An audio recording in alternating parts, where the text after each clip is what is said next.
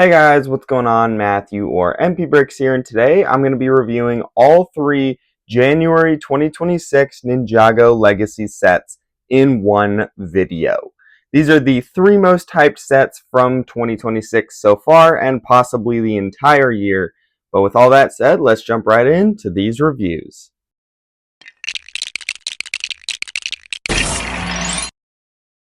The first set I'm going to be taking a look at is set 71866, the Ninjago character display.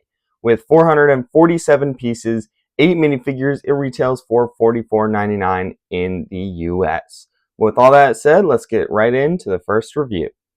The main build in this set is just the front facade of the monastery, and I think it looks pretty darn good.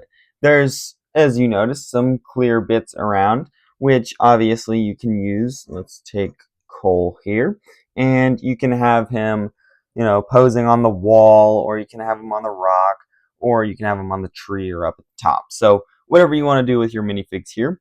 If you don't like that, obviously these are pretty easy to remove. And we can talk about some other things that, obviously this one's got a stud, there's a way to hide that and all that. So we'll get into that just later in the video. But overall, just on the front, I think it looks fantastic. I think the one single glaring flaw is the crack down the center of that door. I really don't like that. I know a lot of YouTubers are talking about it, so you've probably heard it before, but I just really don't like that. When all we really needed was one of these pieces, put it on here, and if it'll go on, there we go, and it's all sealed up. So if I do it right, but I really wish they had done that. Like, that's perfect right there. And both doors don't have to be the exact same build. That just looks so much better, and they totally could have gotten away with that. That's fine. But they didn't do that, so we're going to remove that. I'm personally going to be putting this back on mine because I want mine to look better. But for the review, I've got to keep it what it is in the set. So now let's dive in a little bit closer. Starting off at the base, it is a lot like the collectible minifigures in this wave, and coming out later this year, it's actually designed to match them, so you can connect them, and then I guess you have to flip them around there. So it is designed to go along with it pretty well. However, there is another, centerpiece for them in another set, so I'm not sure if, I just don't know how I would want to do that personally, because you've got two centerpieces. I guess you have choices, which is cool. And then at least on this one, you can put all your ninja up top and have them included as well. But overall, it's definitely Ninjago-esque with the design and everything. I don't believe we've ever had the stairs for the monastery represented, and I think they look fantastic. They're actually super tall as well, so they're more accurate than anything we've had, which is nothing. So you can see they're actually really tall compared to a minifigure. Another cool detail is that we have not gotten, you've got the flat monastery, and I guess the only monastery we've gotten starts right here, right? It doesn't go down here. So this is kind of like the area where some of the ninja got ready to fight and everything when the Oni were kind of coming up the stairs. And that's just a cool detail to me. I always kind of wanted to put my ninja down here, but we never had a set where I could do that. So now I can do that, and I can even put some Oni going up. So it's fun for different eras, and I really do like that you can do that with it. You've obviously got some flower petals around. You've got that classic pink tree right here, as well as a little, I think it's a light, like some sort of lamp or something. But just a stone structure, which I really like this piece down here. I think it's from Minecraft. You'll have to let me know what it is, but that piece I really do like in this scenario. And then you've just got some basic brick and slope work for some of the rock there. And then I guess we'll go up before we go around. The walls are actually a lot more interesting than you'd think. This piece, it's like a slope, or an inverted slope with a slope making that kind of angle. And we have never gotten, like, the only monastery we've gotten is straight lines like that. You don't have this little accent piece. So I really like that they did that. It was never included in another monastery. So this is new, and that's great. Um, Obviously, we've mentioned the doors. I do like the design of the doors, though. They do look fantastic with the dark red and the gold on them. They look fantastic. I really like how they did them. Just gotta close that gap up, in my opinion. There goes the lamp. We'll sit you back on right there. And then you can see there's just the top of the steps, and it kind of goes into these pillars going up. And there is the classic monastery top that we all know and love. Now, with the posing of minifigures, of course, if you don't want the clear, like I said, you can remove them. However, there's also other spots. You can throw a minifigure up here. I'm not being super precise here. Obviously, you can do it better. But like that, you've got the stairs you can do it on. You've got the studs down here you can do it on. And there's stuff around the back. Around the back here, there is a little trick where this bit, this clear bit is on a stud here, and there's actually one over here. So if you wanted to swap sides, you can just turn this one around and then turn this one around. Or if you want them both hidden, this one's facing this way, you can make this one face this way. So it's kind of nice that you can hide that away. You can't really hide all of them away, like this rock one isn't going to be super easy unless you want to add a piece on. That one can be taken away. That one's taken away easily. So, but very nice detail there that you can just swap them out and just fun for play for kids, I guess, and easier display if you want to swap it up a little bit. There's not too much for the floor of the monastery, just a couple of rows of studs. You can fit some minifigures there pretty easily. And then on the bottom, we've got something pretty darn cool. In here, I have removed the tea table so that you can see it a little better. But here you can see depicted the battle between brothers with Wu over here and then Garmadon over here falling into the underworld. And I guess I gotta translate this Ninjago text. These words actually say long before time had a name, which is obviously the opening line from Master Wu. You've got over there, long before, and then time had a name. So pretty cool here. I'd take your time with these stickers to make sure they look really good. I think mine look decent. And yeah, really good looking mural here. I really like it. And I like what they did with the characters here, how you can like I think Wu was almost kind of surprised on the box art that, oh, Jay's here. I'm like doing my stuff and Jay just showed up or whatever. So it's kind of fun and just a small little detail. I guess this is the only basement to the monastery that we've ever actually gotten. But that's pretty much all for the build. It's a really nice build and all, but of course, I think most people are going to be in it for the minifigures. So let's take a look at all 8 of them. But before we get on to the minifigures, let's take a look at this stand real quick. We'll go ahead and remove the Elemental Master of Lightning, and it's pretty much the same as every single other one of them. The only difference is under these tiles, you've got just a different color plate, which you won't see. And I do like these. You've got pins on, or pin holes on one side and then pins on the other side, so you can stack them, and I can actually show you that. We'll take the Master of Earth and connect right there. And then you've got 2 of them. And then you can do that with the rest of them. And then there is actually a centerpiece that will go between some on either side. So nice little display for these guys with a nice printed tile here. So I do like it, but not too much else to say about this one. So now let's get on to the minifigures. So here are the first 2 minifigures included in this set. We have Legacy ZX Kai and Legacy ZX Zane. These 2 are pretty much exactly as they were, just obviously turned into Legacy minifigures. These ones look perfect for what they're supposed to be. Starting off with Kai, I'm just going to talk about the hoods real quick. These things are amazing. They did such a good job with these. The only thing I have that I don't like about it is the fact that this gold goes around back and that it's a headband, because this always to me was metal. Like that's what it looked like in the show. So I don't think that it looks very good like that, like emphasizing that it's a headband. But straight on, you can't really tell that they do that. And just a quick around, like it doesn't break the illusion too much. So I'm okay with it. It's all right. But that's the only problem I have with these hoods. Now, Jay and Cole's, maybe I have a little more of a problem, but we'll get to them in a moment. Starting off with Kai, I believe this is the exact same ZX armor piece. I'm not positive, but it looks the same to me. And yeah, I think it's the same piece that we've been getting for years and years and years. I was kind of surprised it's still around.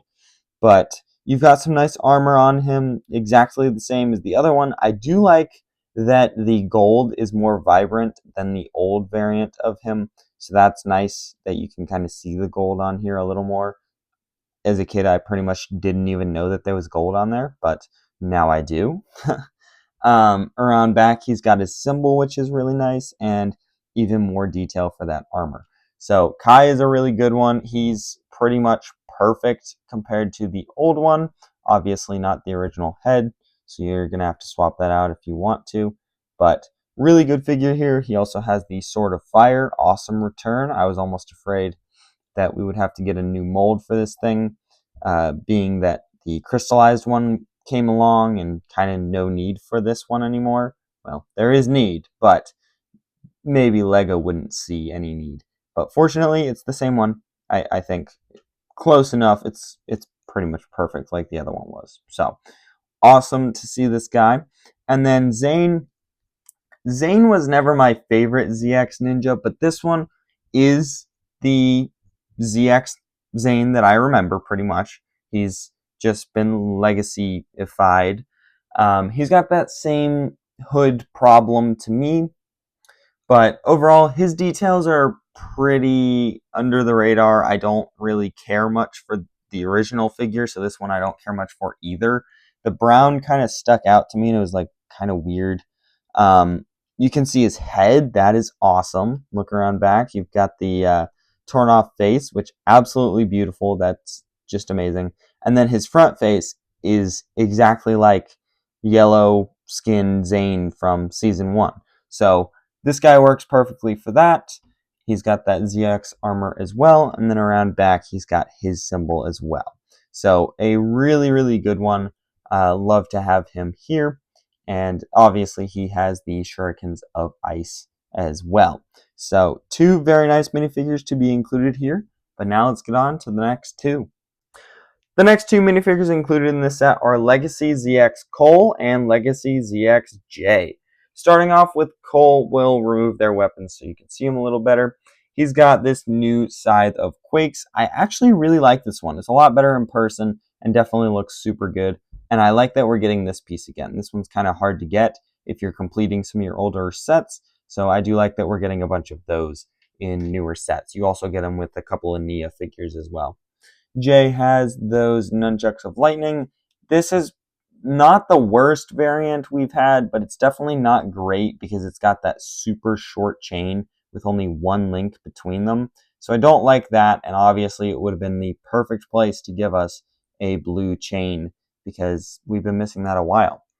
But off of the weapons and onto the minifigures, I gotta say, yes, these 2 are inaccurate, but they look a lot better in person than they do on video. Just something about it. Now, Cole actually looks good. Of course, I would love if he was silver, right? I'll say that. I would love if he was silver.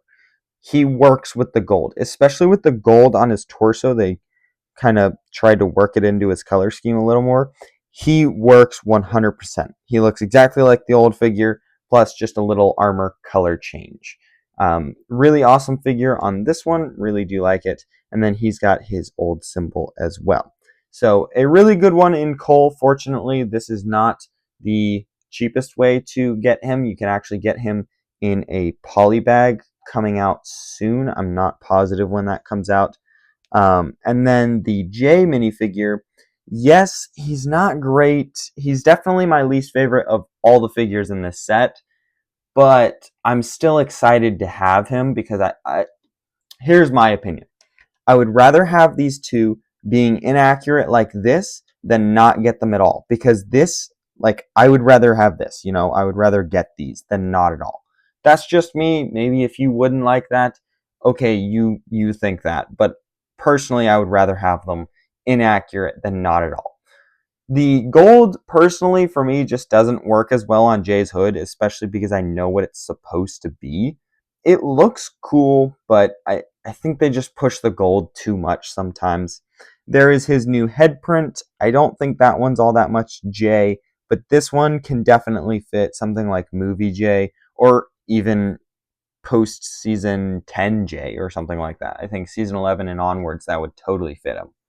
But removing his armor piece, you can see that they did stick with the silver arm and armor. So there's that. They did put in some golden lightning bolts there. That's really cool. I like how they worked that into there. And then they kind of lined him with some gold as well, just to work it in a little better. And then you can see his symbol around the back. So two really good ones here. I do like them. Maybe not perfect, but I gotta give it to them. At least we have them in the first place. That's my stand on this. At least we have them. That's me. Let me know what you guys think on these two specifically, because I just want to know more about what people think about them. But that's my standing. So let's get on to the next two minifigures. The next two minifigures included in this set are Legacy ZX Lloyd and a Legacy Samurai X Nia. And she's actually got cat hair on her. Lloyd here is honestly beautiful. I know he's not accurate either, having the gold, but look at him. He just looks good. Plus, I mean, I guess it makes sense on him because he has the kimono version that actually uses the gold on his hood. So it works a little better for him. Plus, Lloyd pretty much always uses gold in his suits now. But wow, look at that. With the new speckles that are in gold now, just an amazing suit. Oh, this just brings me back. This is an awesome one. Unfortunately, they didn't do like a black eyes version of him. I kind of wish they did because we still need that for a season 9 minifigure. It'd be great if we could get one of those because, of course, he didn't have green eyes when he was in his ZX armor. Around back, you can see his snake symbol, which is awesome. That's, I think, just a kind of larger version of the other one. And then you can see it still shines through the armor, which looks awesome. That was always one of my favorite details.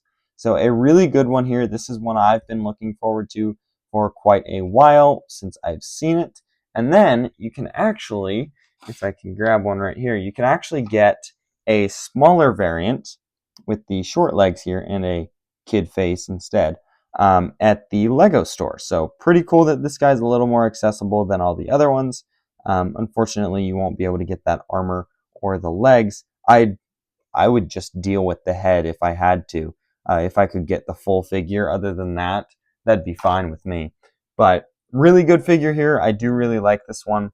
But on to Nia. She looks really good. Just with the torso and legs, it's fantastic. I don't like that there is blue there.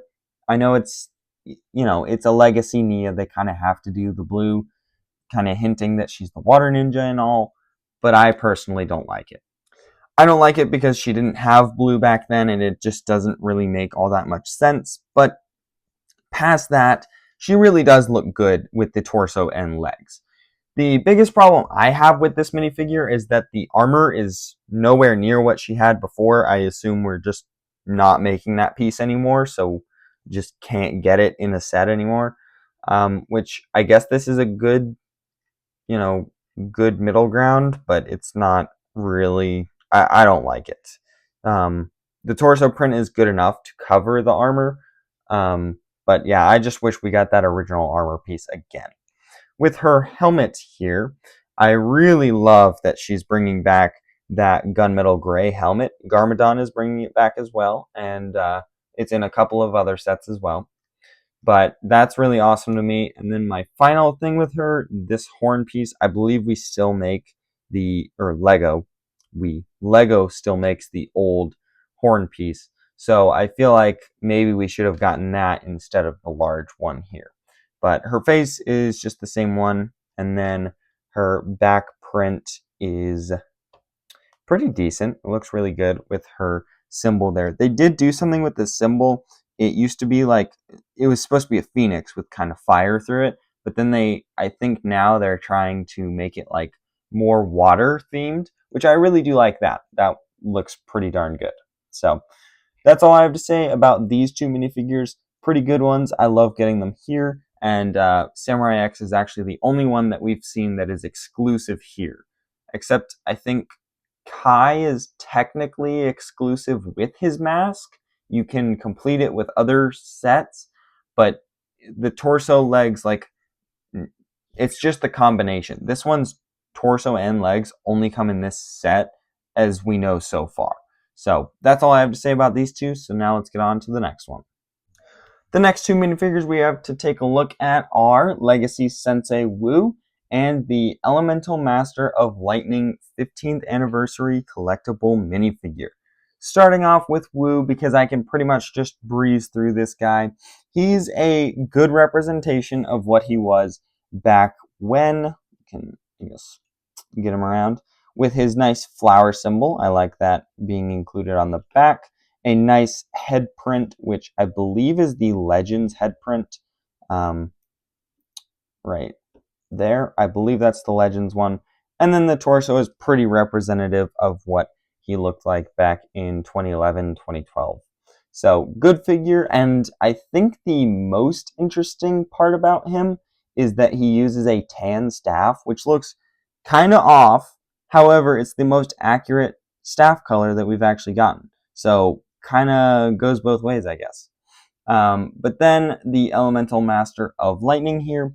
This is obviously Jay's biological mom. She's got a lightning piece right here. I love that they're doing that for a ton of the older Elemental Masters, giving them some sort of element piece.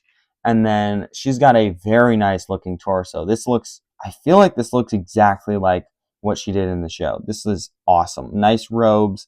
The old J symbol from, like, I don't want to say 2015 to 2017, I think he still used it. Something like that. But yeah, this figure looks awesome. Look at the legs with, I don't even know what that's called, but like the boots that come up, that looks awesome. And then the electric detail. I can't tell if this head is a city head. I have no idea. But it suits her perfectly, so I'm fine with it if it is. And then around back, she's got those robes continuing around. One thing that I'm very happy with that they didn't do with any of these 15th anniversary minifigures is they don't have 15th anniversary printed on their back. They have actual back printing, so there's not something missing there or something that we could have done better. No, it's exactly what it should be. So I really like that personally. But that's the last of the minifigures, so now let's get on to this set as a whole, in my opinion. But what are my overall thoughts on this set? Personally, I love this set. With 8 minifigures for $45, that is enough already. And then you get a pretty darn good build. I just absolutely love this set. I feel like any respecting Ninjago fan should get this set with an awesome 15th anniversary minifigure, as well as all the mostly original ninja suits. They are just awesome, and I love this set so much. But with all that said, let me know what you guys think down below in the comments, and let's get into the next review. The next set I'm going to be reviewing in today's video is set 71858 4 Weapons Blacksmith. With 1,259 pieces, 6 minifigures, it retails for $100 in the United States. Well, let's get on to this review.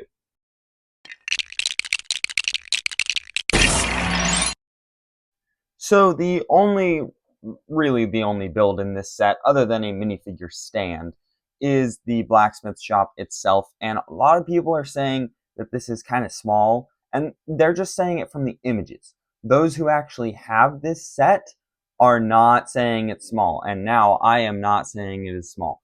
This thing, I was expecting something small, but this is not as small as I was expecting. I was expecting much smaller. It is also very dense. Like, this thing is really heavy for its size. You can hear that. That is a loud bang for such a large thing. So I think this thing is, first of all, totally worth the price, even with the build, not even including minifigures or anything. I would buy 3 of these for $100 each even if it didn't have any minifigures. But, of course it does. So let's hop right into the build and see some great details on this thing, and then we can take a look at those awesome minifigures. Going on up the steps here, you can go up, and then you've got some nice places to drop some minifigs in, so you can pose up a minifigure, I guess, if you get it right. There we go. So you can put them in there, and that's fine right there. You've also got a bit of a little, I guess like a porch area here out front, and then you've got this little table, which was actually where Kai and Nia's parents were talking to Dr. Saunders, and that's where he kind of betrayed them, or at least in the flashback, that's what it showed. So, interesting little thing there. You've also got a table over here with just a little teapot on it, or teacup, sorry.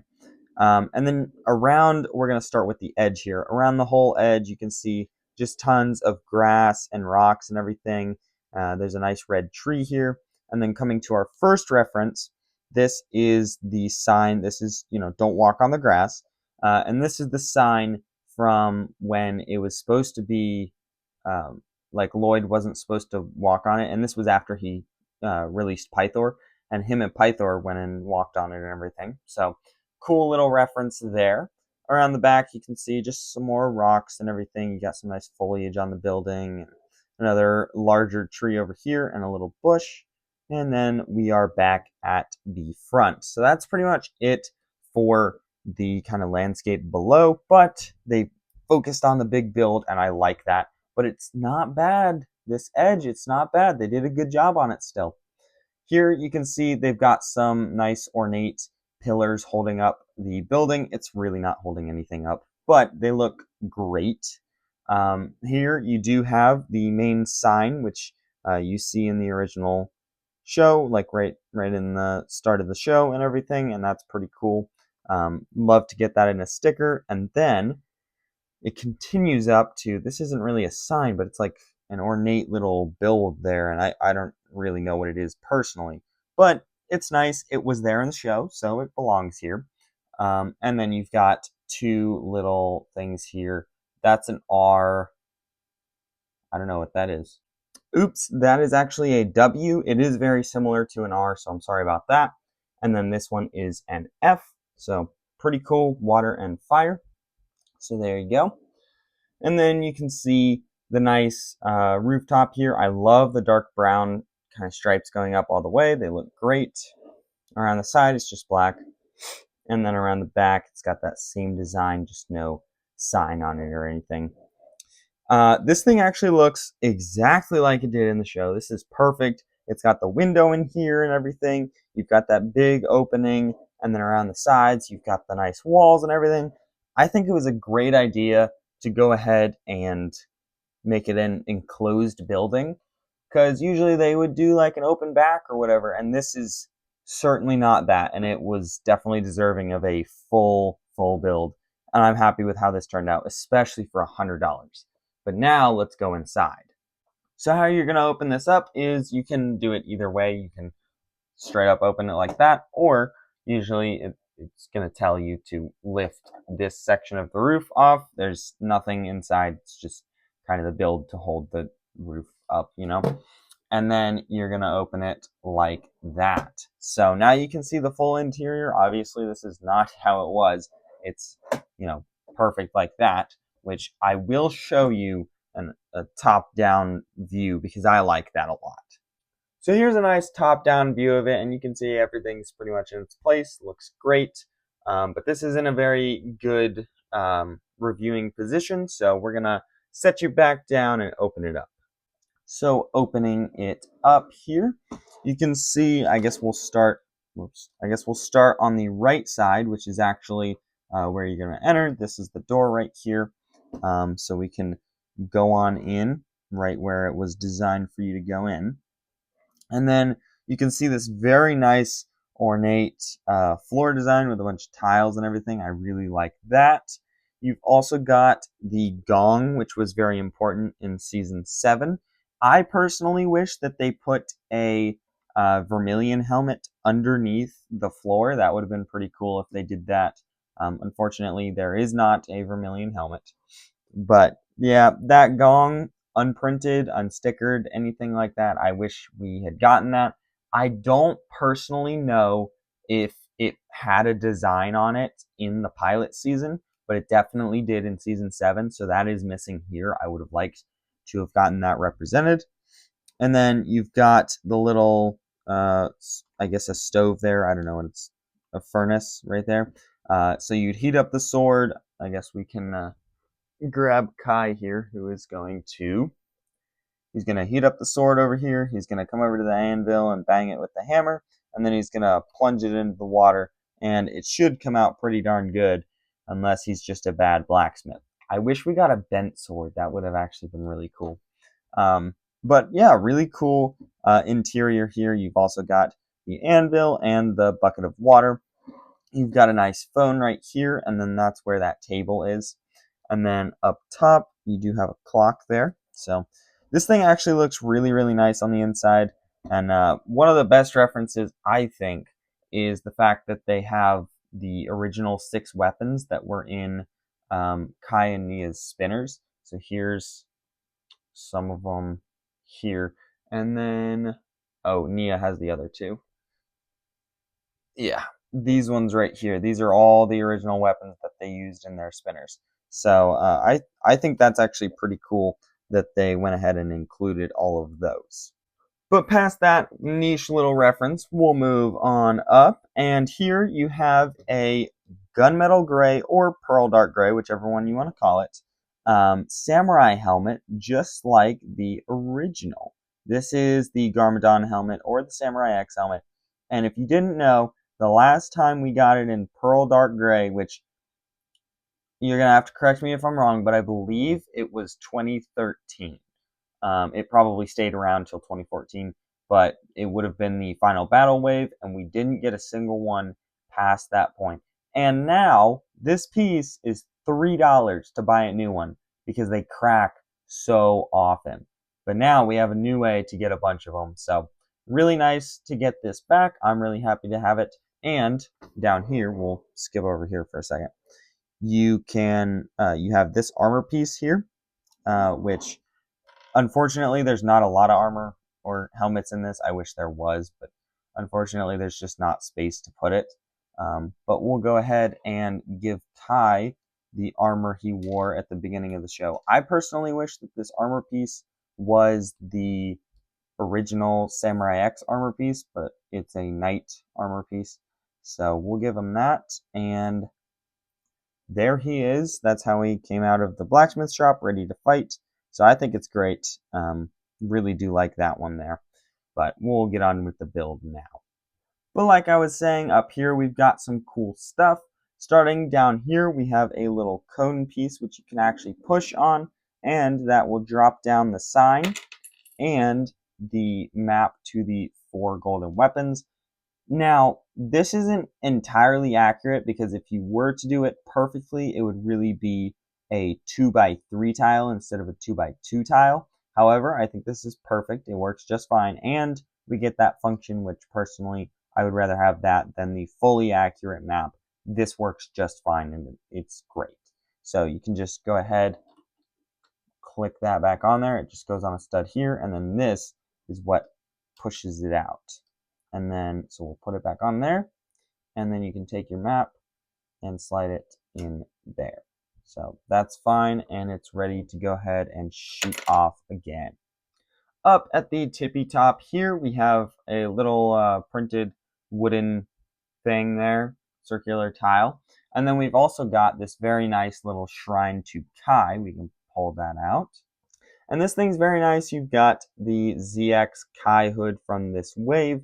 Very nice. This is personally my first one, at least in the red. I have Lloyd's because I have them from the Build a minifigure, but that's my first Kai one that I have out because this is my first set I built.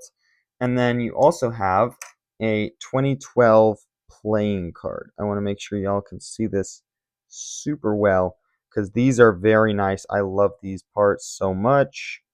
So there's Kai ZX. He's got like all his stats on the bottom and everything. So I love when they do this. I hope they continue doing this, but I have a feeling they're probably running out of characters to do at this point. So, maybe maybe not going to happen, but yep, that's pretty much all in this side of the building. So we'll move over here. On this side, you move into the living quarters over here. There is that armor piece back where it goes. And then there's one of those weapons on the wall here. I'm going to have to read what that says. I'm such an idiot. I totally forgot about this reference. It says 2011. So that's what that is. It's in Ninjago numbers.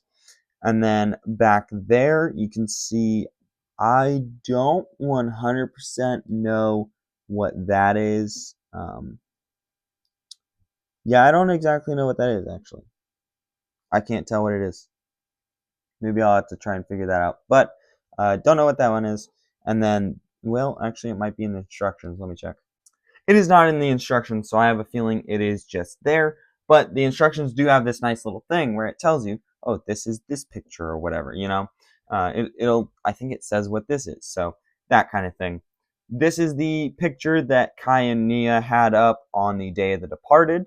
That's a pretty cool reference right there. And then down here, you can see that is the bed. You can take a minifigure. We'll grab Kai because he's right here and place him in bed with his weapons. Yep, that makes sense. So pretty cool. I like the tiered bed where you can go up and then up again. And so I like that. That's pretty cool to me. It's pretty accurate to what it was in the show. So that's nice. And then really all we have to do is move up. And then on the left side here, we have Nia's helmet, which, or I guess her little design thing for, yeah, Nia's little section right here. You've got her Samurai X helmet on here. I don't love the larger horns, especially since I believe they still make the original piece. So don't love that they're using that. But we are getting another gunmetal gray helmet in this set, which I love. When I say gunmetal gray, it's pearl dark gray, same thing, right? And then she's got a card as well as Samurai X. There we go. I believe we've gotten this one before. I can't recall exactly, but I think we have. So this one looks really, really nice. Yeah, great one right there.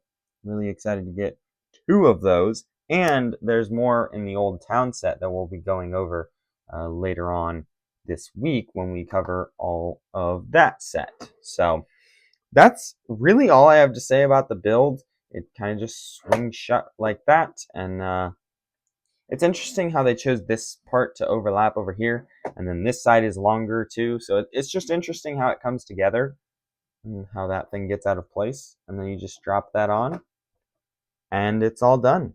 So really cool there. But of course there's what did I say? 6 amazing minifigures in this set. So let's go ahead and take a look at them.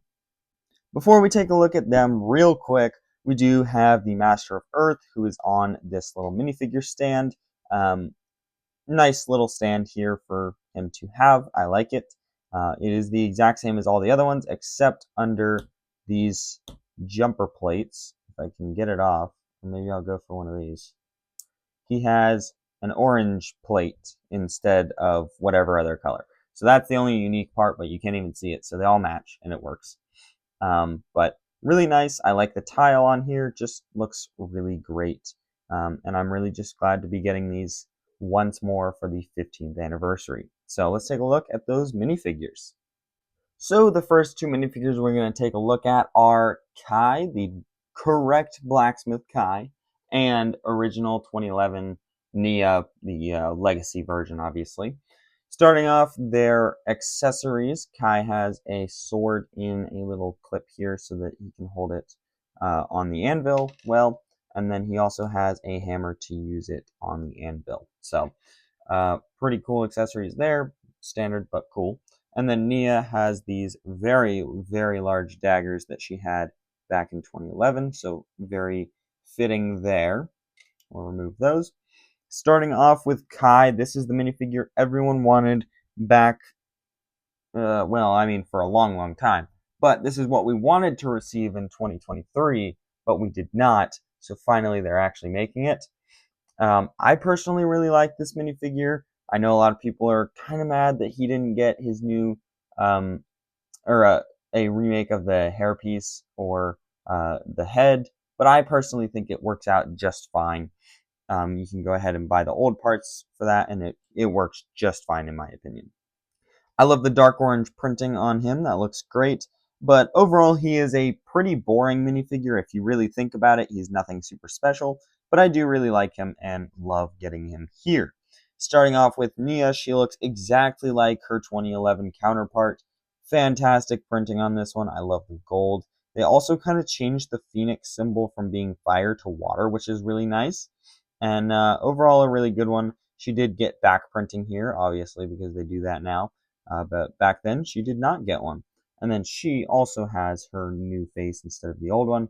But she managed to receive her old hairpiece, probably because it was still in production.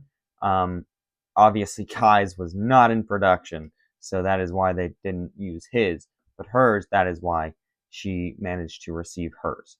But two really good minifigures. These are obviously I think not maybe the most sought after from this set, but they're kind of the main ones from this set, being the ones that live here and everything. So I think these are two of the most important figures to have in this set, and they did them just right. So now let's get on to the next two minifigures. Next up here we have Ray and we have Maya, Kai and Nia's parents, and these two look fantastic. First of all, they have their elemental powers represented here. I love that they're actually doing this. You've got fire for Ray, and then you've got water for Maya here. Pretty cool. We also have another minifigure in here that it has it represented. And in the old town set, there are tons of elemental powers represented there, which I think looks fantastic. They have really never done this before, except for like some power blasts in just a few sets, and I don't think those ever worked well. I think the studs, and especially for these ones with the extra pieces on there too, I think that works perfectly.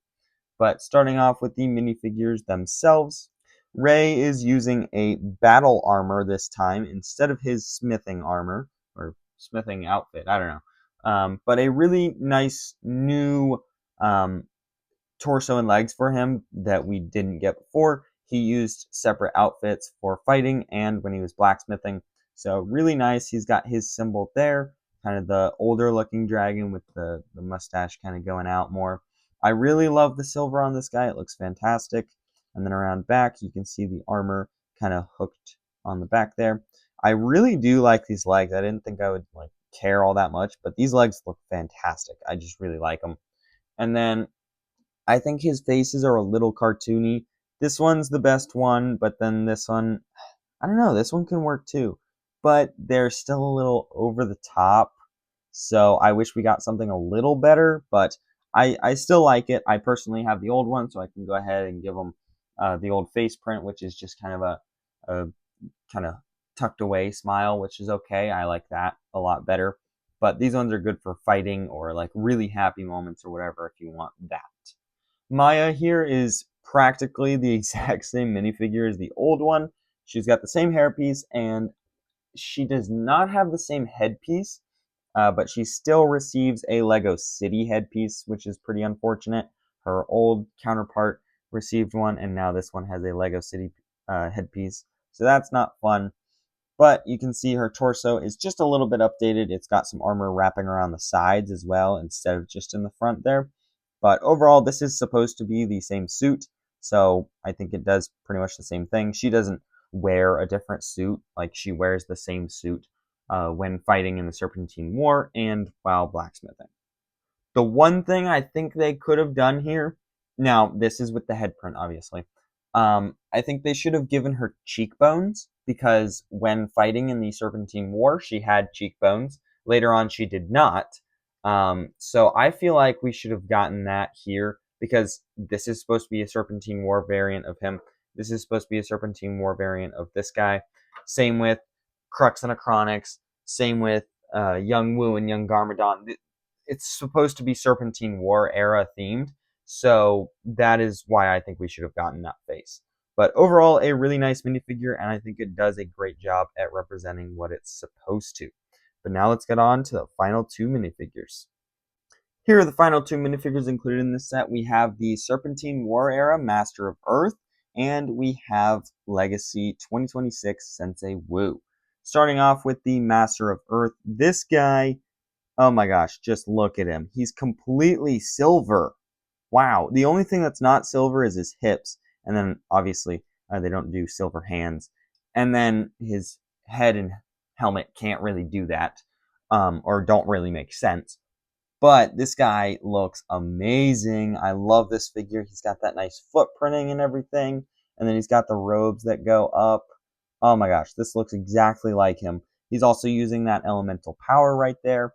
And then I honestly don't even know what he looks like in the show. I can't remember. I'll have to go watch it. But this looks pretty kooky. I don't know. Interesting.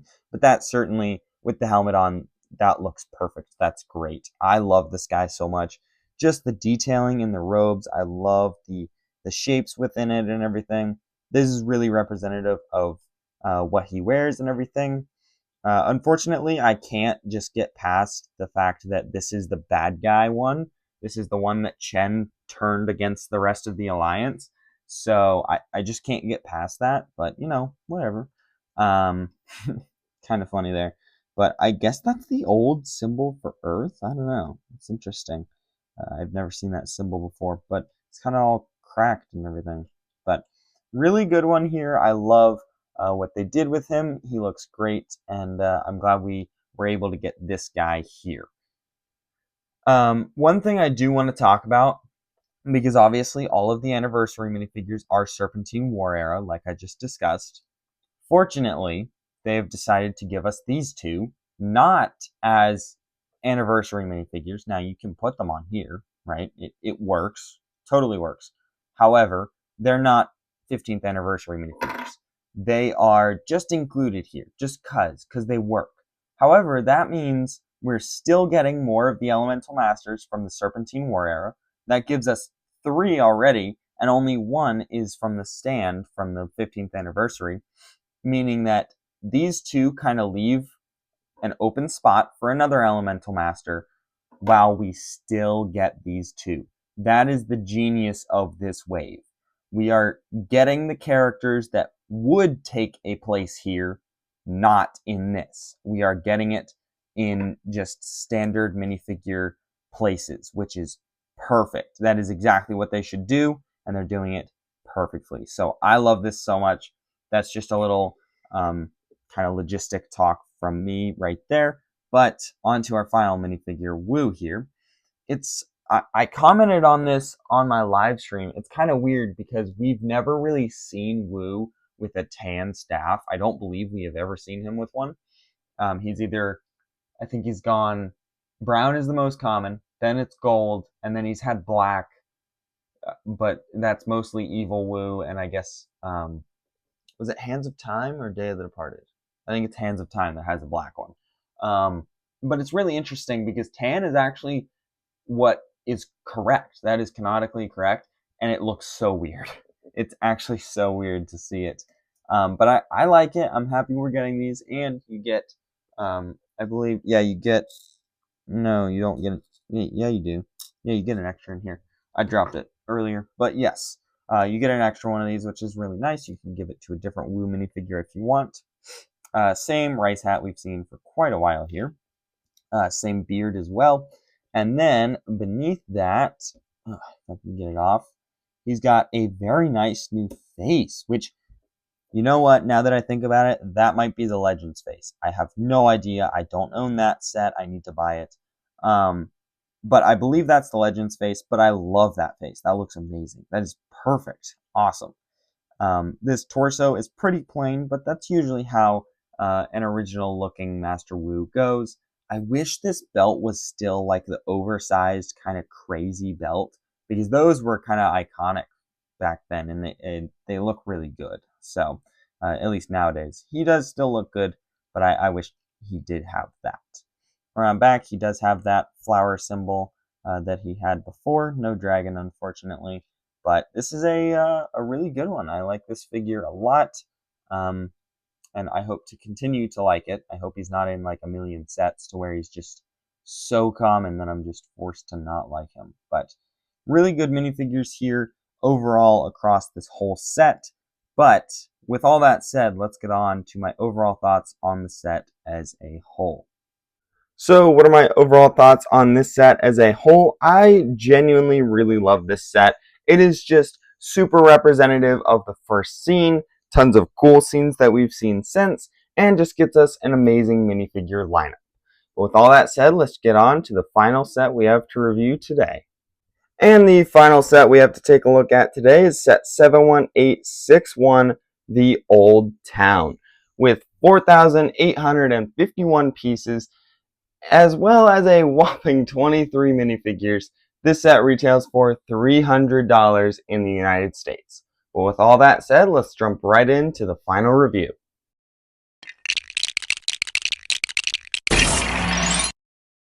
Before we take a look at the main big build, we're going to take a look at a few of the smaller builds. Starting off with the little tea cart here, it's just for Mistake, and it's really nothing crazy. There's nothing super special on here. It's just a little teapot and some teacups.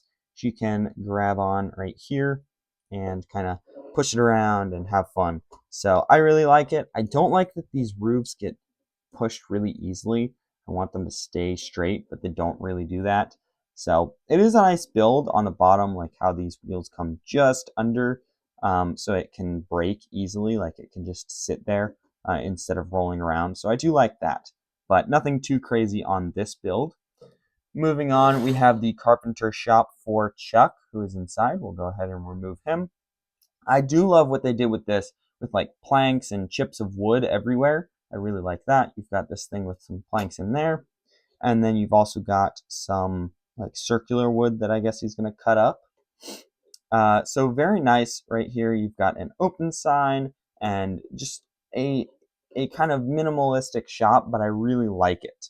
So you've just got these nice General Grievous Starfighter windshield pieces in dark green. I do like that color for them. I don't love the piece in general because it gets scratched a lot, and in dark green it does show a lot of dust, so I don't like that. However, it is a cool color for it in concept. But the coolest part of this to me is this little piece right here, which is a reference to the cart that the ninja carried Master Wu on in the pilot season of Ninjago. So I think that's really cool. It's just kind of blueprint on how to build it and everything with like measurements written out and just showing you how to build it. So I like that a lot. But that's all I have to say about this one, just a kind of basic one, but I'm kind of glad it's included here. The final little build that we're going to take a look at is this shrine to the first Spinjitzu master. And this is used for a couple of purposes. First of all, you've got it as just like a standalone thing. And then you can remove, can't remember which one, some of these side bits and use it as like a connection piece for the whole thing, where you can just make the whole city kind of laid out separately in a different kind of form than is advertised on the front of the box. And I like that. I'm not going to be showing that in this video. I'm going to have to do a separate video on it because this is already just going to be so long. But it is cool that it's got some different uses. You've got some little candles around on each of the little symbols for the golden weapons. So you've got the nunchucks, you've got the shurikens, or one shuriken, I guess. You've got the sword, and then you've got the scythe. That is a really good looking scythe.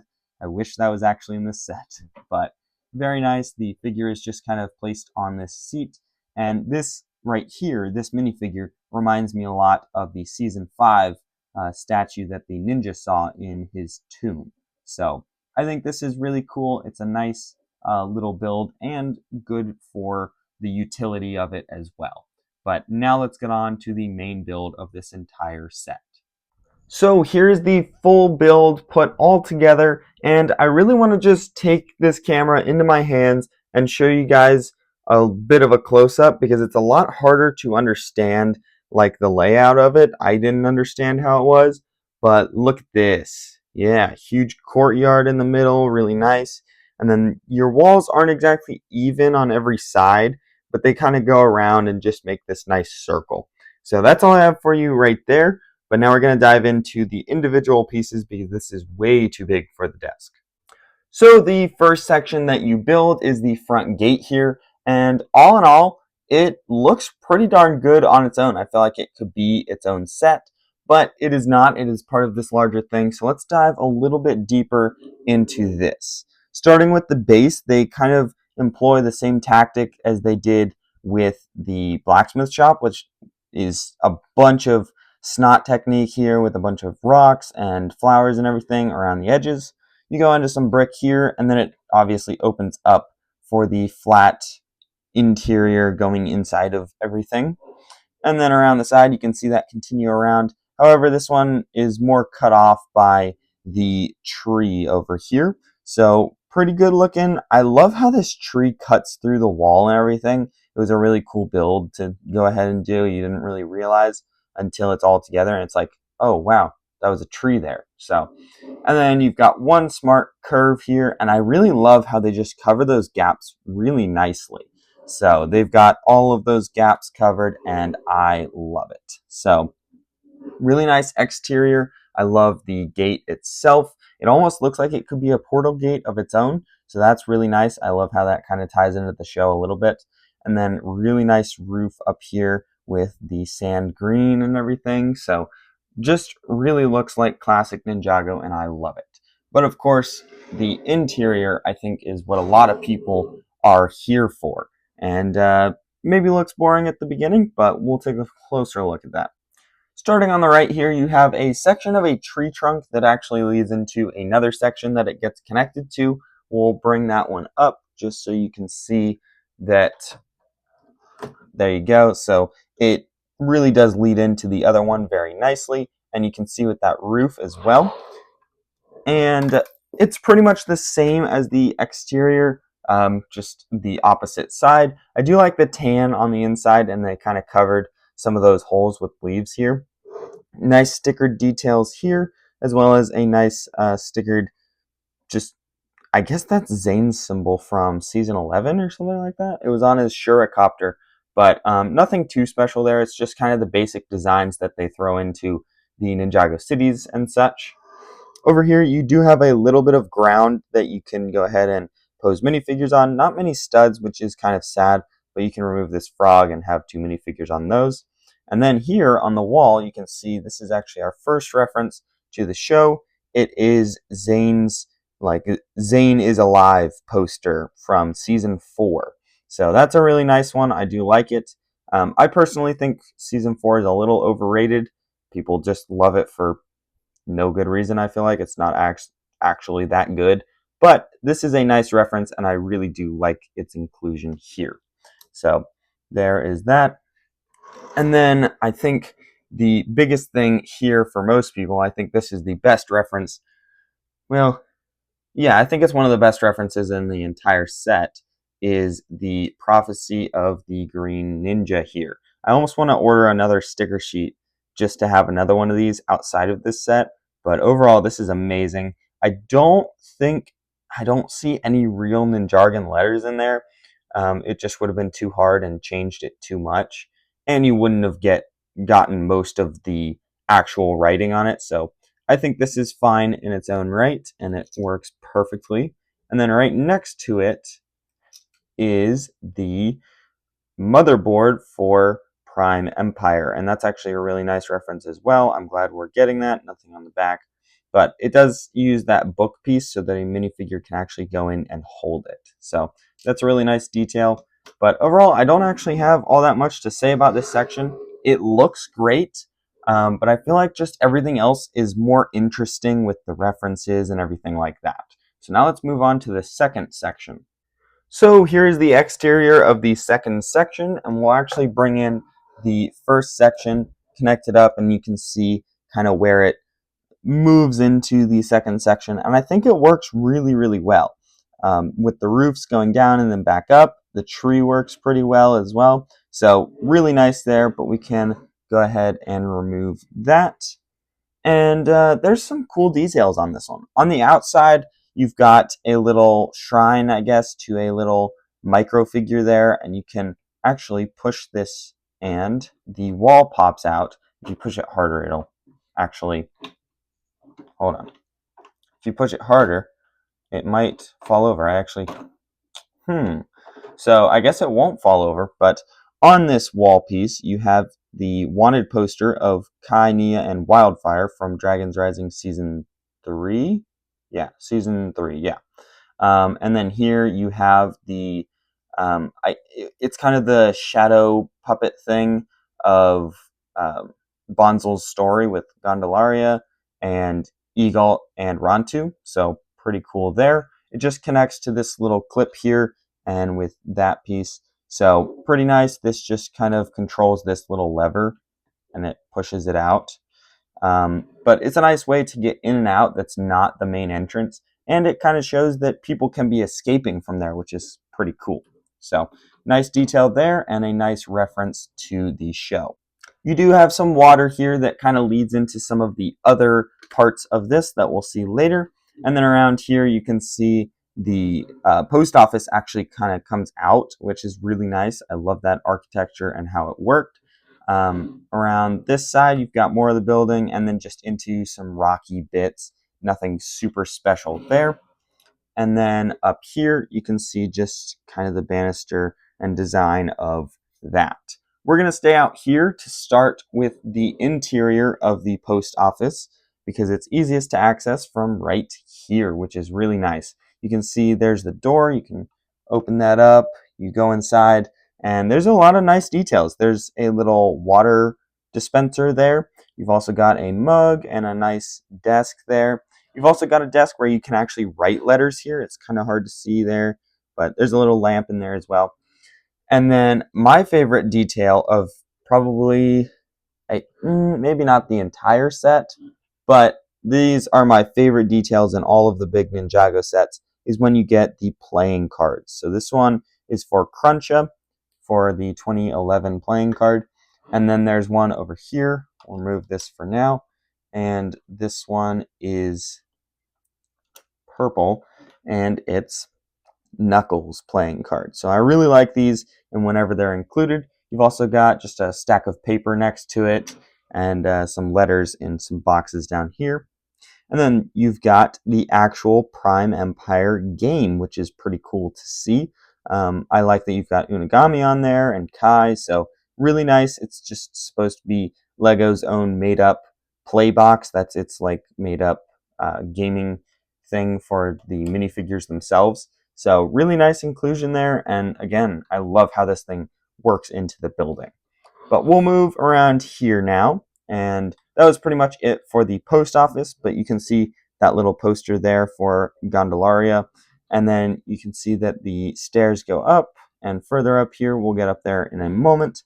Here it says post office, and you've also got a mailbox that you can go ahead and open up, and it has just a basic Lego letter in there. So nothing too crazy there, but around this side, you've got a wall covered in so many little details. This detail right here, this red one, is, I don't know exactly what it is because I haven't actually read the books, but that's from the Garmadon series. I believe that's the villains. You've got the Skybound symbol there. Woo Crew. You've got Sons of Garmadon, which is crossed out because they're no longer in existence, I guess. Down here, I don't know what this is. I also don't know what this is. And then this is the little symbol that they make at the end of the March of the Oni. So pretty cool references here. I know these two are actually something, but I don't know what they are because I believe they're from books. So I haven't actually read all of that or anything, but nice little references to those who have. And then up top, you can see it gets into being a little more rough and kind of thrown together almost. And that's because this is a Dragon Hunter shop. You can see their symbol up there, and you can see just their kind of full aesthetic. Starting off up here, you've got just a ton of jumpers where you can put a bunch of figures, which I really like. And then you've got just a bunch of pieces that were used on a bunch of those sets. You've got teeth all over the place, candles, thrown together, boards up top and everything. It's very small, but it's very nice. And this is designed for Faith. So we can grab her, and it's basically like a workshop where she can do like mechanics stuff. And she can go in there, but there's the minifigure if you wanted to see her. We'll look at her later, obviously. But we can remove this to get a better view of the inside. And inside you can just see some parts on the desk. The barrel is rolling away. And yeah, just some parts and stuff she can do with that. Spots for her accessories with those clips there. Some nice drawers. So nothing crazy here, but I really like its inclusion and the fact that it's like a place for her in the merged realms. So that's really cool to me. And then you've got a sign that says Faith here. Placing this back on, one roof goes back there, and then the second roof comes up here, but it actually has a crane that has, or is supposed to have, this barrel of cookies. So, fun little detail, doesn't really mean much, I don't think, but you've got this nice crane, you can twist it, you can also turn this to make it go down, or pull it back up. So a fun detail. I know I struggle with the string, so I get that is maybe an issue for some people, but if you can get it right, it's fun. I don't really mind it too much. But that's all I have to say about this second section. So let's move on to the third section that you build. So the third section that you build is on the right side of the front of the main gate, and it is actually the smallest section, but then you're going to move into the largest next, so this is a bit of a breath of fresh air. You've got a nice ladder to get up, and it's kind of like a watchtower to make sure everything's going on safely. You've got a little periscope where you can see out. You've got Old Town written right here, which is really nice. And I love how it looks like it's on stilts, which is really fun. Around inside, we can just remove this. Nothing crazy on the inside of that. And you can see that there is, if I remove this, I guess you can see it a little better, that there is a crossbow on the inside, and then a nice little table with a candle, and there's a painting of the blacksmith shop, almost like the blacksmith shop is out in the distance. So it kind of connects the sets, allowing you to have both and put them next to each other, kind of working together to make the full display. But nothing too crazy on the outside there. Over here it says look out on this sign behind the little lantern. And I actually really like these lanterns. They work super well and they're across the whole set. So I do love these, but they're kind of hard to remove for that. You've got a little ladder across over here, some stepping stones, and those actually do continue into the next section. And then you can see some signs. This is main gate, so the main gate would be over here. And then the museum and, well, I think it's the museum, yeah. The museum is over this way, and the post office that we just saw is over this way. However, the museum is going to be between the two, so we'll see that one first. And then there you can see a bunch of water there, which will actually lead mostly into the next section. Around the outside, nothing crazy, just more walls with a bunch of rocks and overgrowth within it, and then that watchtower. So really nice here. I love this one. Just a small breath of fresh air, and it's a nice build for the whole thing. But now let's get on to the final and largest section. And here's the final section. It is so large and so tall that it's not going to fit on frame, but we can go through there, and we're going to start over here on the right. Pulling in the third section, we can place it on here, and you can see how those stones continue through. So I like how there's multiple ways to get up to the front here. You can go down these steps if you're in the watchtower, and then over here and up, or you can go up these steps and over here. So it's really cool how you've just got multiple ways to get around, and I really like that. But removing that, we can start with our first detail, which we're actually going to need to take part of the set apart. If we remove this from here-ish, we can go ahead and remove these stairs, and then down there you can see Moro's skull. So it's supposed to be his full skeleton in the show, but I think this is perfectly fine. It's not really a detail that you're supposed to see much. You know, you're not really supposed to see it like this. You're just supposed to build it. Oh, there it is, and then you're pretty much done. So it's not really super accessible for that reason. But I'm going to put it back together, and then we can move on. But with that all put back together, I gotta say I really like the full design of the entire landscape and everything. I really wish we got to see more of it because this just looks awesome with all the slopes and rocks and everything. So I do really like it. Over here, you've got more of that water represented. You've got more up here, which is kind of the bulk of the water is in this section. So really cool. The only big rock piece is actually right here. So that's the only one that's included in the set, which is kind of odd to me. I feel like they use quite a few more of those. But moving up the stairs, it's not even that bad of stairs. They did a great job. Like there's enough space for minifigures to step on them and everything. You've got almost a larger landing over here.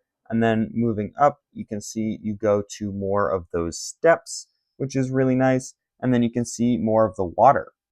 I really love that there's the pink petals all over the place, except there's so many over here right by where the tree is, which is a great detail. But there's just a ton here and then kind of speckled everywhere else, which is really nice. Around this side, you've got just some more rock detail, nothing crazy over here. I love the tree over here. How this works in here and then how these kind of intertwine with each other, it just looks awesome how they did it. And around back, you can see just some more rocks and everything, and a very large stone covering a very suspicious hole. We'll get inside there in just a moment. But up top, from this angle, you can see a little better the water there. So they did a great job at designing this. But moving on to the tree, you can see it's very luscious. They did a great job with this as well.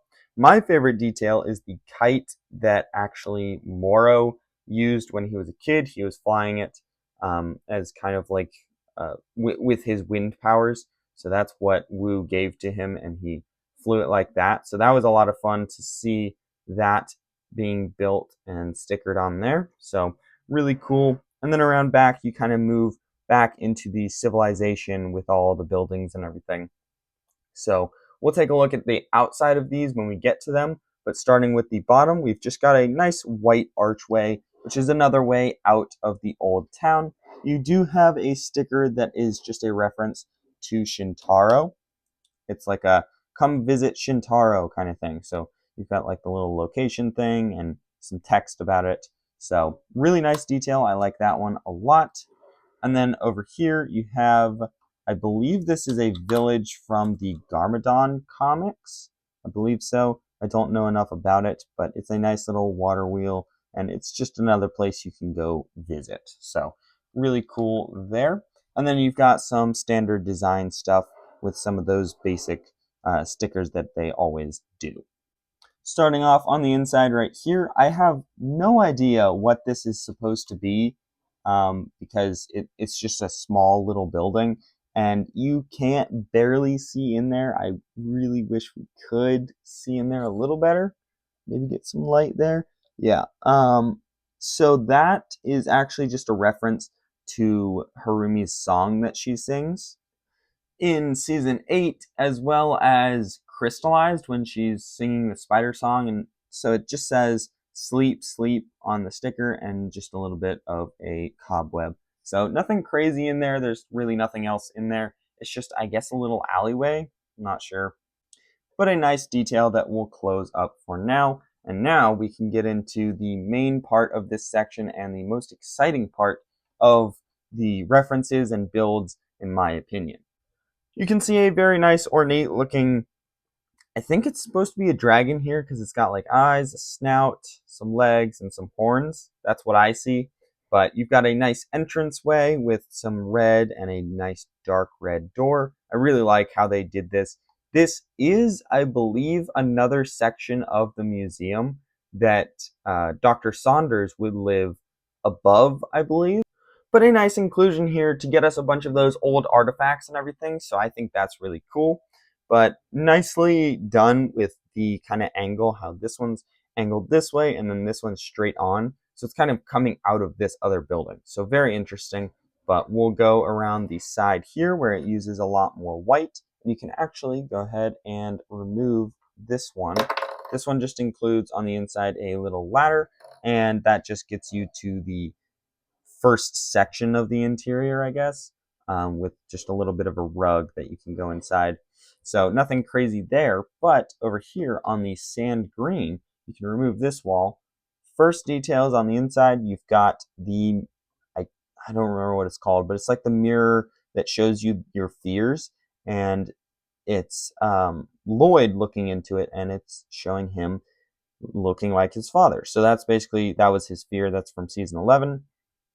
This is the moon map thing from the Day of the Departed, which Dr. Saunders was actually in. So he showed them this and everything. So that's a nice detail. And then you've got the scroll of how to do dragon form spinjitzu, I guess, and jump up, kick back, whip around, and spin. So very nice. I like all those references there, but we can flop that one over there.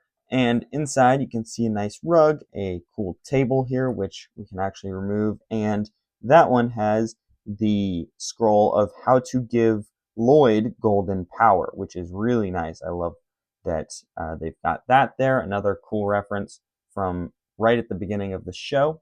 We can throw that one back on there. He's got a very comfy looking chair in here, which doesn't come out as a whole thing. I didn't realize that. On the wall here, which, you know what, I'll remove the roof so we can see a little better. On the wall here, you can see a non-powered up variant of the Scroll of Forbidden Spinjitzu, which is actually the first actual part for it, because we've never gotten one that's a Lego piece. It's always been vinyl, which is still a Lego piece, but it's not a solid brick. So very nice. You've got a cool bookshelf here with a very nice reference right here. I love this one. If you don't know, I actually made a Jack the Rabbit book way back when I was doing my bounty mock. And you can see it's even got Woo's hand on it because I took a screenshot from the show, printed it out, and stickered it to this. So you can see it's not the greatest quality, but on the inside I've just got nothing. And yeah, wow, look at that. A real one. So I don't even need this anymore. And it looks almost exactly like it. So that's great to me. On the outside, it says Jack Rabbit in Ninjago, and on the inside, it says Once Upon a Time.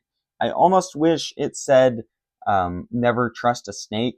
It may have been a little too long. No, I think that could have fit, because that is kind of like the iconic line from the episode and from the book. But a very nice inclusion here, and I like that it's in dark red. That's really cool to me. So we'll go ahead and plop that back on in there.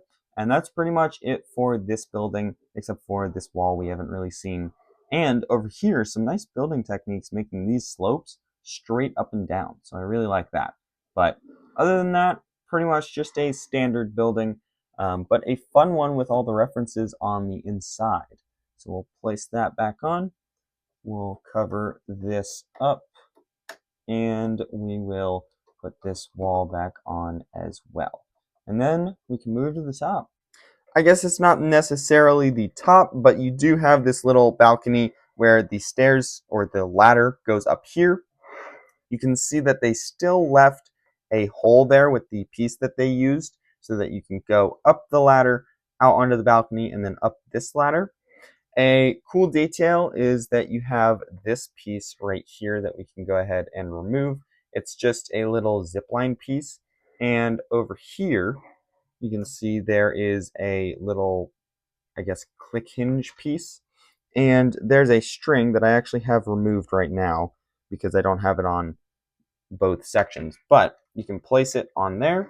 And if we pull in the third section again, bring it over here, and it can click on right here. If it'll go, there we go. And I guess that's a little loose. I can probably, there we go. And you can have a minifigure hold this. We'll just use Harumi here because she's shown holding it.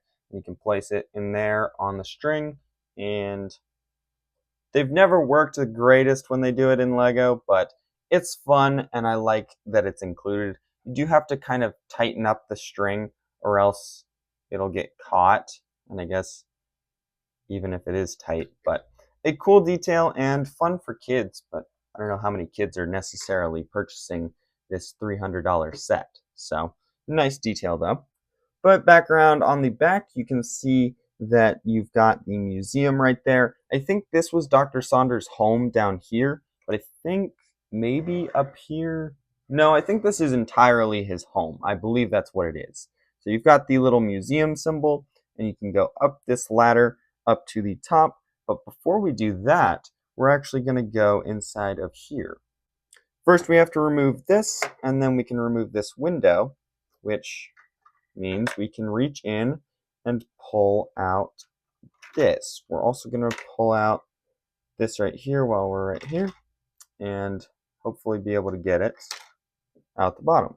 The first thing that we pulled off was the painting of the Oni and the dragon, being kind of that story that Mistake told from season 8. So a nice little representation of that. Unfortunately, obviously not in Mistake's tea shop, but it is in the museum, which makes sense for sure.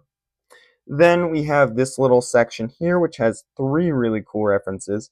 First, we've got the stack of little newspapers for Twitchy Tim. So he's on there with his gas station of how, he made it to the island and everything and survived.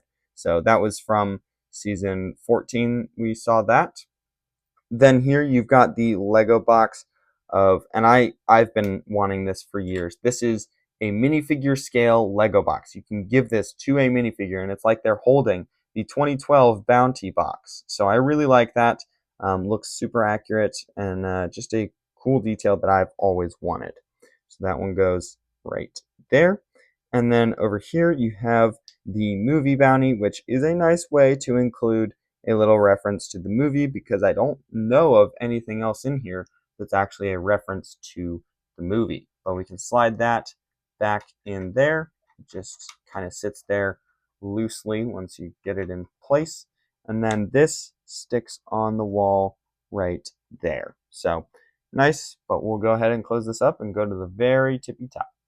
Up at the top, you've got this sand blue building, which I really like. I love the look of this. And you've got a little sign here, which is on the other side. There you go. I don't actually know what that says. Whoops, it says Old Town, obviously. But around front, you've got more of that banister going around, which is really nice. And we can go ahead and remove this. This is the most ornate little roof there, but nothing crazy going on. And then on the inside, you've got even more stuff. It looks like all these references are all piled in one spot, but I promise they're all kind of spread throughout the entire set. But here you've got on the wall, you have the little, I guess this wasn't really in the show, but it was just kind of this art style was playing through the show as they told the story of the Naiad and Wojira. So that's pretty cool there. You've got a nice little spinning chair for him in here, which I guess you guys can't probably see very well in there. We'll go ahead and remove you. And you can also see that is the newspaper of the first guy to find the little space bugs that they encountered in season 3. So cool reference there. I don't personally care about it, but it is there, and we can top this one off. Is that, once it'll go on, is the final bit that I have to talk about, the actual build. So we are going to put this back together and talk about the minifigs. But real quickly, before we take a look at the minifigures, I totally forgot to show you what is in here. So we're going to roll this stone away, and actually we can just open the wall. So that's pretty cool that it's on a hinge and you can see inside. But if it's too dark, you can go ahead and remove all the water up here. And there you can see inside a lot better. So you've got the tree in there, which I really like. You can see it kind of growing up into this tree.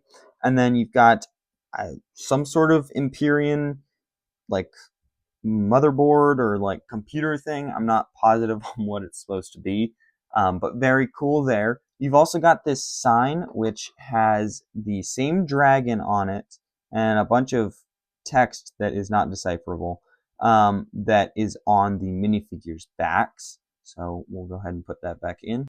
That was way too hard to get it back in there. I do not recommend trying to take it out. But you do have nice places where you can go ahead and stand your minifigures, which is a lot of fun. You can make a scene. And then I believe they're called loyalists because they're still loyal to Empress Beatrix, which is on a little banner back there. So not too crazy on this one. I do really enjoy it. I guess we'll put the roof back on first. But a nice little scene that you can make with your minifigures there. But now let's get on to the minifigures. So the first two minifigures we're going to be taking a look at are Kai and Cole, the Legacy ZX variants of them. And I'm not really going to spend too much time on any of the Ninja because they're just all in other sets and I've already talked about them and everything. These two are a little bit different because they have their hair pieces. Kai has a headband hairpiece and Cole has his just standard post-movie hairpiece. These two look really, really good. I love that they're using the ZX armor. I know a lot of people don't love that Cole is using gold, and the same story for Jay, but I think it looks decent on Cole. They worked it in pretty well, and these look like perfect recreations of the ZX Ninja. They have their little golden weapons there. He's got the Sword of Fire, and then we've got the Scythe of Quakes, which I don't know. I really like this one. It's a really good representation of it, in my opinion. So there it is, those two. Like I said, I'm not going to spend too much time on the Ninja as a whole because I have talked about them before, and I'm going to talk about the suit line as a whole in a separate video. So go check that out if you're interested in that one. But now let's get on to the next two. The next two minifigures we're going to take a look at are Legacy ZX Zane and Lloyd.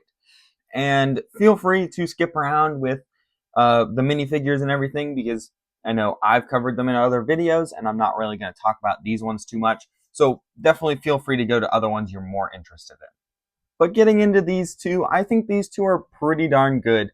Zane is just like Kai, pretty much in perfect representation of him. However, he's a little better because he doesn't use a movie head or a titanium head or anything. No, this is a new head for him, and this looks exactly like old Zane. You've also got a back head printing with an angry expression, and half of his head or face is ripped off, just like what happened in season 1 when they were fighting the Devourer. He's got his symbol kind of shining through. I love how they all do that. Love Lloyd's for sure with the snake on there. And overall, two really good minifigures that represent what they are supposed to. Lloyd isn't perfectly accurate either, using the gold just like Cole and Jay do. However, I think this works for him. He looks great with gold, especially because we're just so used to Lloyd using gold in the first place. But he's got the same head print as the movie and just really nice robes and everything. I just love this figure for sure. So love getting all of the Legacy ZX Ninja in this one set. But we've got one more to take a look at, which is Jay. So the next two minifigures we're going to take a look at are Legacy ZXJ with his glider contraption and Legacy Original Nia. We're going to start with Nia just so that we can get her out of the way to look at Jay a little better, but we'll go ahead and move this back. I'll actually just remove that. That's fine. Starting off with Nia, she looks actually really good. I love the robe designs and everything. They kind of updated it all. And the best part about this minifigure is that she now gets back printing, whereas back then she did not. No new head print or anything for her, but she does get that original hair, which I think she is the only, she's the only ninja that actually gets her old hairpiece, which is really nice. She also uses these little, I guess, very large dagger pieces that she used way back when. But removing her, we can take a closer look at Jay here, and we'll place this back on. He is the same Legacy Jay, and he actually looks really good here because with all this on, you can't tell that he swapped color schemes or anything. So I really do like it. He's got his golden weapon here in the nunchucks. I don't personally like how they changed it to this chain only having one link. It's so short you can't like pose him up with them, but they are cool to be included here and definitely didn't even need to be. He looks great. This is a nice representation of the ZXJ and some nice golden lightning bolts that weren't even there on his armor and in his belt and everything. So he looks great. Love that they're actually using silver on the arm and the torso instead of gray that they used way back when. Nice like little pilot helmet here. And then he's got a kind of nervous expression like this thing isn't going to work out. and then around back he's very angry. So I didn't realize that this was going to be used outside of Legacy, but it's actually used in some of the regular sets too. This face print, that is. So I didn't really realize that, but nice contraption for the wings and everything. I really love how they did that.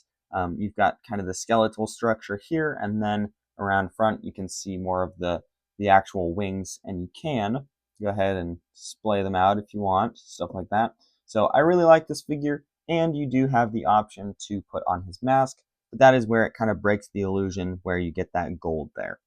But a really good one here. I love this figure and how you can do so many things to customize him, and just really good that, we've never gotten this before, and I really do like his inclusion here. But now let's get on to the next two minifigures. The next two figures we're going to take a look at are Legacy Wu and Legacy Garmadon. Starting off with Wu, I've talked about this guy a bunch, but he looks really good with his flower on the back, and he looks exactly like the original Wu.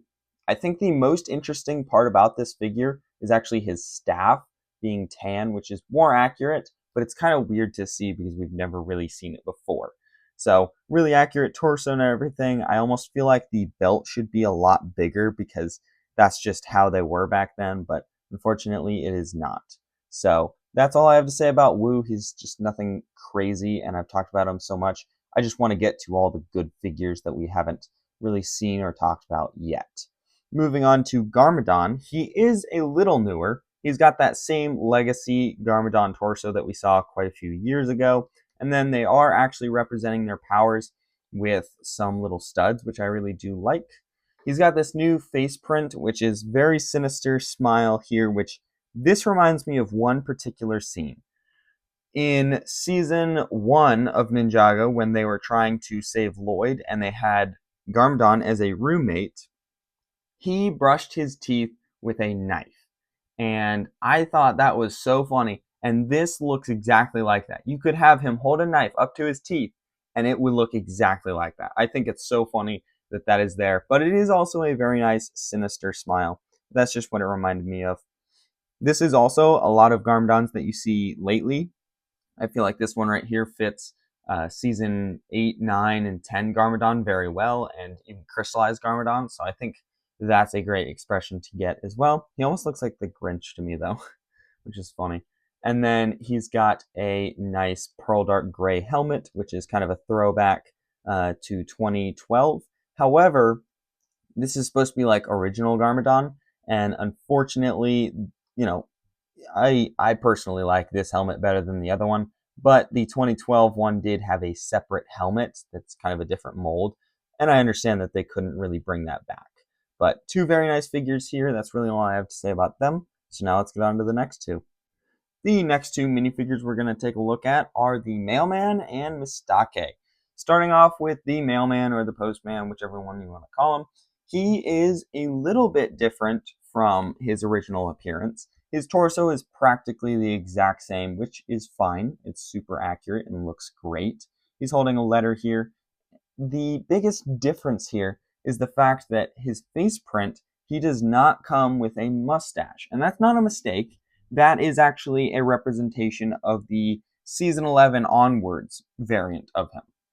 When they went into what we call the Wild Brain era, they forgot to put his mustache on, so it just looks like this, right? But he also shares a face with someone else, most notably the Warden. I think Warden Noble is his name. And so now you can use this head to make the Warden. So that's really nice. But a cool detail. And now you have both variants of the Postman removing that glorious head. There isn't really anything super special around back. This is practically the exact same torso that we got way back in 2015. It's definitely not, but it practically is the same thing. So a nice figure here, and I love his inclusion, especially with the post office. Then moving on to Mistake, she's actually really good here. The one thing I have with her is the fact that her torso is Aunt May's torso from Spider-Man, and I don't like that. I wish she got her own thing. I feel like it should be more like the other torso that she got earlier with the Ninjago movie variant. but her head looks exactly like her, sinister smile and everything, like she's up to something. So really good to be included here. I just wish that one of these could have gotten a dual molded hat and hair combo, but that's just me. So now let's get on to the next two minifigures. The next two minifigures are Acronix and Crux, being the Time Twins, and these are their younger counterparts. While Acronix isn't all that much younger, maybe a couple of weeks, Crux is much younger, 40 years younger.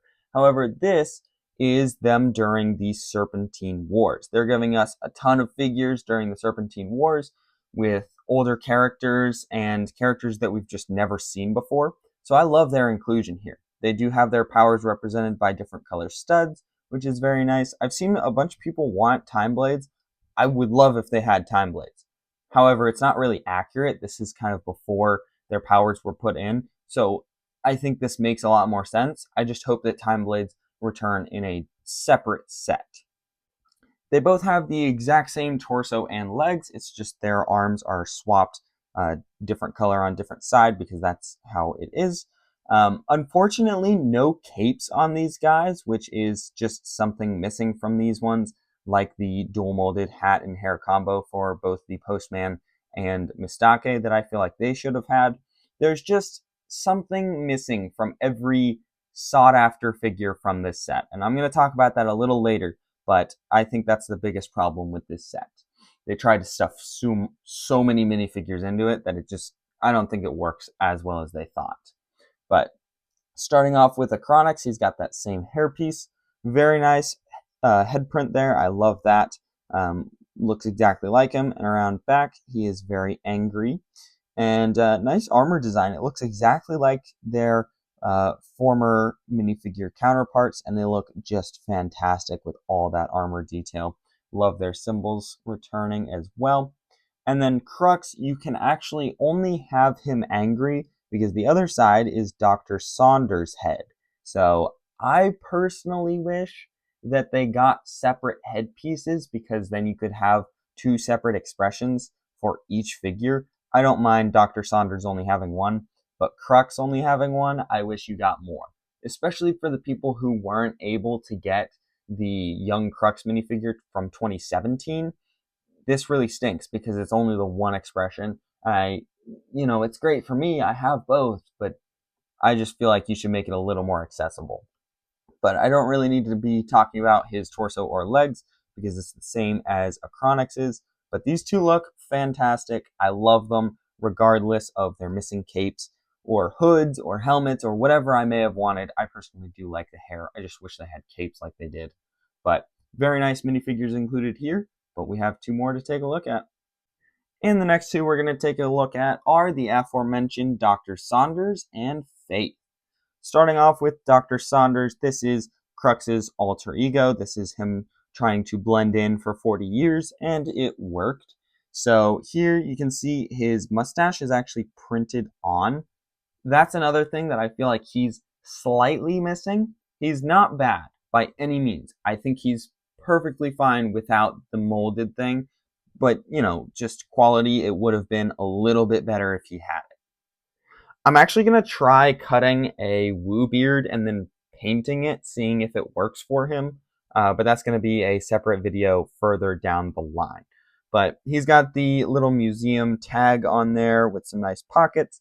The one funny inconsistency, it doesn't really matter, is that he's got his pocket watch in his hand, but it's also in his pocket right there, which I find is really funny. It really doesn't matter. I don't care. You can just take the accessory away. It's just funny to me. But he's got nice printed legs where his robes go down onto them.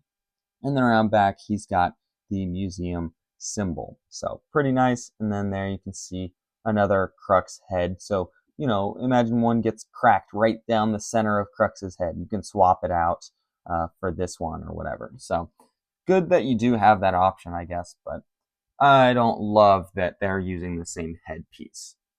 And then Faith here looks perfect. They did a great job. Her torso and legs is the exact same as all of the other, well, maybe not the exact same, but it's just a redone copy of the original ones from 2018, which looks great. She's got a nice new face print, which looks exactly like her, with a nice smile, and then she's a little angrier on this side. And then they just recolored that hairpiece, or maybe it was already in this color, I'm not sure. But that one works perfectly for her, and that is what she used in the show. Now, Faith here is the only sought-after minifigure that I think is perfect in this set. There's nothing wrong with her, in my opinion. And when I say sought-after minifigure, I mean Dr. Saunders, Faith, the two Time Twins. You've got the Postman, Mistake, Dr. Julian, as well as the Kabuki Mask, Harumi. All of those are sought-after minifigures, in my opinion. That is what people are going to be paying the most for. You know, the Ninja are available in other sets. The Rando dudes, no one cares. And then I'm not going to count the anniversary figures because they are obviously going to work hard on making them perfect. So I'm going to count them as a different set of minifigures. All the other ones have some flaw with them. The Time Twins have no capes. Mistake and the Postman both could have used dual molded hat and hair pieces. Harumi, which we'll take a look at in just a moment, I feel like could have used a separate head. So what I'm going to say is there's just something missing from every figure to make them slightly imperfect. And I'll dive into this at the end of the video, but I just want to keep you hanging on that one. Think about that for a moment. But the next two minifigures we're going to take a look at are Kabuki Mask Harumi and Dr. Julian. Now, I say Kabuki Mask, I really mean like the Herald Harumi for the Crystal King. This is the outfit she wore. Unfortunately, she doesn't have a cape, but this is pretty much just a reprinted copy of the Legacy Ghosts, just in a different color. Around back, you can see her back torso printing and that Kabuki mask I talked about. I wish this was on a separate headpiece, but I think it's all right. We've got a, just slightly smiling evil Harumi face print there, and then you can place the mask on there, which I think is great. I just wish it was on a white head instead of a yellow head, so you don't see so much of it. It works. I'll let this one slide, but the cape is still missing. So that's the flaw I have with this minifigure. You can add it, so I'm okay. It's fine, whatever. I'll just buy one and give it to her. But it's not accurate anymore. It's not what came out of the set. So that's just the problem I have with it. Moving on to Dr. Julian, which I believe a lot of people have been looking forward to. I think he's a little overrated. Like, I don't care all that much, and I think I could have gone without him for another year or whatever. But he is cool to get here, and he does have the Falcon in the old parrot mold, which I really like. Fully black. Very nice. And then he's got a little tool here, which I'll just remove. It's just a clip piece in gold. And that scientist's outfit, it does look exactly like what he was in the show. I think the biggest problem I have with him is his legs. They're completely unprinted. Technically, they're supposed to be dark gray, or maybe it's sand blue. It can change based on the lighting.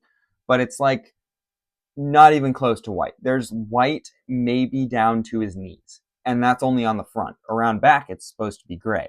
So I feel like we could have gotten a fully gray leg piece with some white printing on there. That's all it needed. And it would have been perfect. But they didn't do that. His face print looks pretty darn good. He's super excited here. Around back, just a standard back printing, and then a kind of scared expression there. And then obviously the perfect hair mold because it's been around a while. But yeah, that leg printing is what I'm missing, and the correct color of legs. I think I could have let it go if he just got plain dark gray legs, but no, can't even get the right color of legs. I think it should have been just a little better, and I think the way we could have fixed all of these minifigures is if we spread out all these more sought after figures from this set. Let's take those two this year. Let's take these three next year. And then the next year, let's get these three. We can spread them out across years and make them all perfect. Give Harumi a cape. Faith is perfect. Give Dr. Julian his correct legs and printing. Let's give, I guess these two would be together. Let's give both of them capes. Let's give Dr. Saunders a molded beard. And then let's give these two dual molded hat and hair combos. Like, I feel like we should have just spread these out across the years. I understand that they wanted to give us all of the super sought after characters from the past few years and just given us those all in one set, and it's a super awesome set for having it. But every single one of these minifigures here has a small flaw, except for Faith. So I feel like we could have I could have waited another year for a Dr. Julian if we had gotten the leg printing. I could have waited another 2 years to get both of the Time Twins if we had gotten capes with them. So I don't think it was so urgent that we had to smash them all into one set. Heck, we could have removed the standard Dragons Rising minifigures from this wave. Let's remove these two minifigures, and that's a whole minifigure gone each. Let's give both of them capes. Okay? Let's remove Lloyd and Zane, and then let's get a cape here, leg printing here, and a dual mold here. And then let's remove maybe, I don't know, Nia, and let's get a dual mold here. And then these two I think are fine without what they're missing. But like, I don't know, I'm just missing some things in some of these figures. And I feel like we could have either spread it out across years, or we could have, just removed other stuff from this set. Maybe make the build a little smaller or something like that. But I just feel like there's something missing and it could have been handled just a little bit better. But that's just me, and that's the end of these minifigures. So let's get on to the next two. But the next two minifigures included in the set were really not necessary to be here. I guess you do want to have a bit of a reference to every season. And that's what they were trying to do here with Dragons Rising Season 4 upcoming, with some of the villains included here. You've got the Loyalist Leader and a Loyalist here. And I have talked about both of these. They have a very nice torso and leg design, very much so. And then around back, a nice little dragon on there. So really cool figures. And then you can see this one is actually Dr. LaRoe. We'll have to figure out what that means and what's happening there. But cool figures to be included, and cool that they've got the little base in the set. But, not too much to say about these ones because I have reviewed them before. But now let's go on to the next two. So these are actually the final regular minifigures included in the set, because the next three that we're going to take a look at after this are 15th anniversary minifigures. This one is an administration worker, and then this one is just a standard carpenter. The administration worker, I think, is perfectly fine, works well enough, but just a throw together kind of figure, and that's fine to me. Nothing else to say about her. She's a cool inclusion. And then the carpenter, again, just a throw together figure. I guess it's nice to have here. I just wish some of the other ones were higher quality instead of getting these two. But again, that's all I have to say about these. They're just here for me. So let's get on to the more exciting figures, and probably the most exciting figures to everybody of this entire set. And I'm actually going to be reviewing these on their stand here. So they get the main section of the stand. You can remove these sides, and then you can add some of the other 15th anniversary minifigures. So here we go. We can throw these two on here and then put the ends back on. And there you go. You have even more there. So very nice that it's kind of modular. And then this is the whole center section for the whole thing. But we're going to remove these for now. Nice little stand for them and everything, but of course we're here for these minifigures mostly, and we'll go ahead and remove them. You can see the stand in the background. Starting off with Wu, he actually looks really good. He's got tan robes on top of or tan printing on top of the black robes and everything. Very nice with those white sleeves. We almost didn't really need a new one of these because we've got the original, then we've got the legacy one. But I think they changed this one just enough that it works, and it's a very nice representation of it and everything, and a new fresh look at the figure. Nice new head print there, as well as an angry face around back for when he's fighting Garmadon, and then he's got a very nice dragon print on there as well. I think this is the best one we've gotten so far out of all three variants. But he goes right over here on the left side. Then Garmadon, I think, is the one of these three that I'm most excited for because he looks absolutely fantastic. I have always wanted these robes and everything in the purple with the red writing and everything. It looks awesome. He's got his power represented here as well, and then a very reminiscent head of who he is. And then around back, you can see he is very angry. So he's pretty much just a recolor of Wu, except he has his printing going all the way down because we've never gotten that. They kind of just changed up Wu's a little. Or you know what? I think I made a mistake. I swapped their legs. Wow, okay. So there's the correct Wu. I was wondering why his printing didn't go all the way down. There you go. So there's the Wu with the belt and everything, and the gold printing goes all the way down. That's on me. I've never done that before. Okay. They're too close, I guess. But yeah, they're pretty much just a recolor, but I like Garmadon a lot more because we've never gotten this color for it before, and we've never gotten this suit for Garmadon. But the same dragon on the back, and I love it in the red color too. Just looks awesome. So really great minifigures there. But obviously the last one is the first Spinjitzu Master. And there is his face. Wow. I'm going to keep him just kind of bent over to where you can't really see his eyes or anything, because that's how it is in the show, and I like it that way too.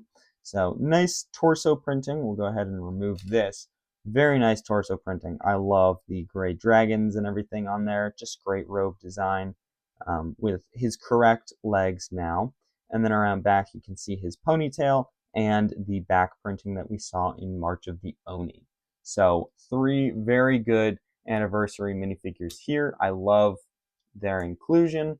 I think the biggest thing is I just wish we got one here because they could have spread it out across other sets. So I don't know why we're getting almost half of all of the anniversary minifigures in one set. I just wish we got more across the other sets.